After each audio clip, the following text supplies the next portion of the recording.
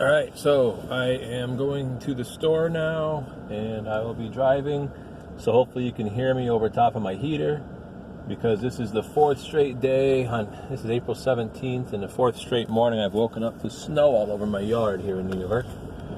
But here you go, this is for the 7th grade, all about ecosystems, and I'm just going to go through the list of vocabulary for the ecosystems for the food webs, which starts with producers, also known as autotrophs. Autotrophs, or producers, are organisms that are able to make their own food. So you're talking about your plants, trees, grass, flowers, that are able to take in sunlight, bring in nutrients through their roots, and through photosynthesis are able to make their own sugars that they use for nutrition, right? For energy and growth. So those are called autotrophs, also known as producers on the food web. After producers, you have consumers, and then there's different levels. There's first level, second level, third level are primary consumers, secondary consumer, tertiary consumers. Just means that the further up the food web you go, usually the bigger and the more aggressive animals you have. Consumer just means they eat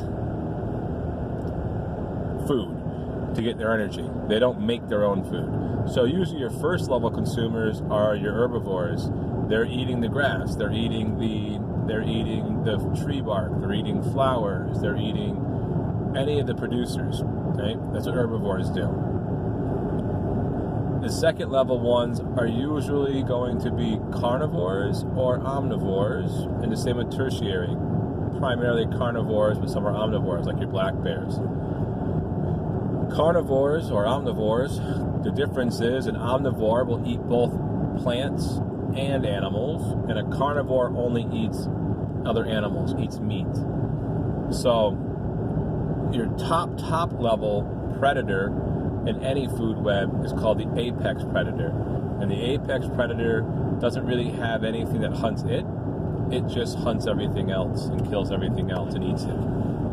That would probably be like an alligator in most areas that alligators live, your grizzly bear, great white shark, and those are apex predators. Nothing's attacking them. They're doing all the eating.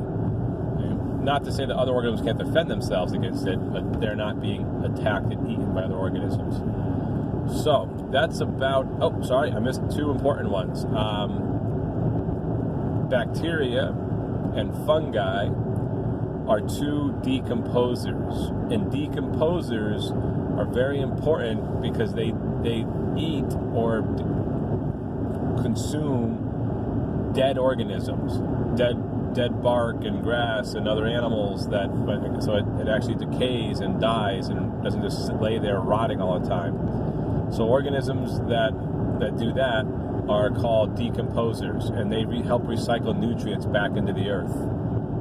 And the last one is a scavenger, and a scavenger just looks around for already dead organisms and then just tries to steal it and eat parts of it off if another animal killed it, or if it was hit by a car, or if it died on its own. Like, they track down dead animals and they eat those. And those are scavengers. They don't, and some of them actually scavenge through your garbage and just eat whatever leftover garbage they can find. So that's about it for all those different types of organisms for the food web.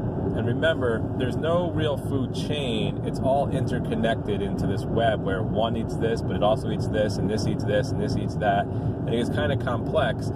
So when we start thinking, why do we need mosquitoes? Can we just kill off mosquitoes? Well, that affects an entire web of food, multiple food webs.